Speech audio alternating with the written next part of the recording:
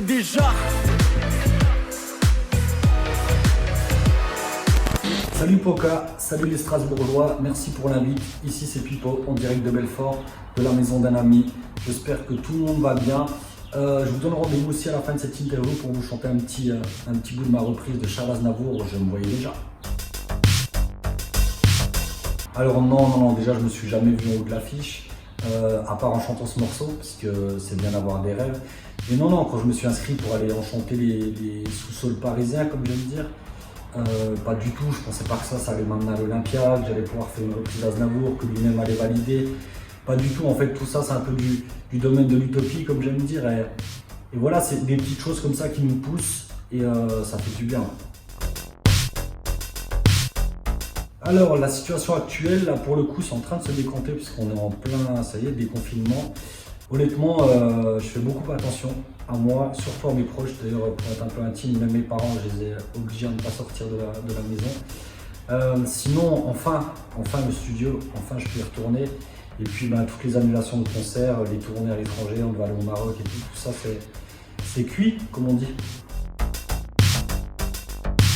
Alors j'en aurais choisi plein mais qui sont déjà décédés.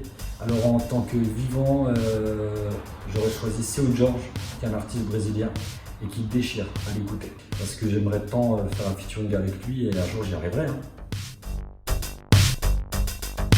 Et un truc marrant, c'est que mon parcours a été fait de beaucoup de rencontres. Et par exemple, Gad Elmaleh, j'ai croisé ici dans la rue à Belfort un matin avec son metteur en scène. J'ai bien sympathisé avec, je l'ai fait marrer, je l'ai fait monter dans ma voiture, je l'ai amené au studio. Et je lui ai fait écouter mes morceaux. 3 jours après, j'ouvrais pour lui au Zénith de Metz. Oui, je sais, c'est un peu fou, mais c'est vrai.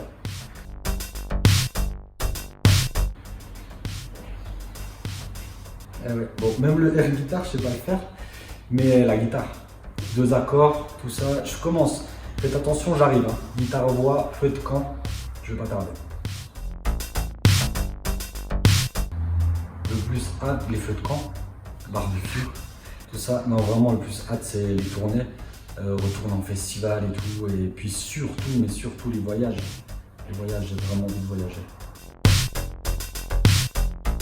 Ouais bien sûr, déjà je suis vraiment quelqu'un d'impatient, donc j'ai dû me contenir et essayer de me calmer un peu.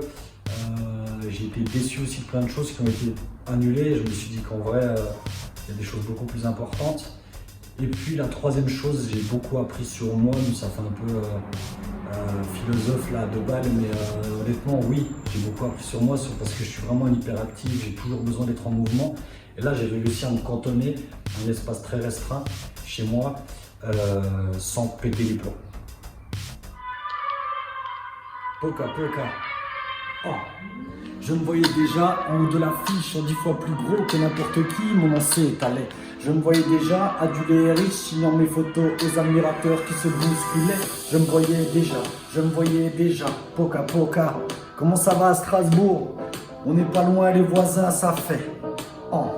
À 18 ans, j'ai quitté ma province, bien décidé et empoigné la vie. Le cœur léger, le bagage mince, j'étais certain de conquérir Paris. Chez le tailleur le plus chic, j'ai fait faire ce complet bleu qui était du dernier cri. Les photos, les chansons, les orchestrations, tu raison de mes économies. J'étais le plus grand des grands fantaisistes, un succès si fort que les gens m'acclamaient debout. Je me voyais déjà cherchant dans ma liste celle qui le soir pourrait se pendre à mon cou. Oh. Je me voyais déjà en haut de l'affiche, 10 fois plus gros que n'importe qui, mon nom c'est Talais. Je me voyais déjà adulé et riche, signant mes photos aux admirateurs qui se bousculaient. Oui, Poca. Je me voyais déjà. À très vite. Je me voyais déjà.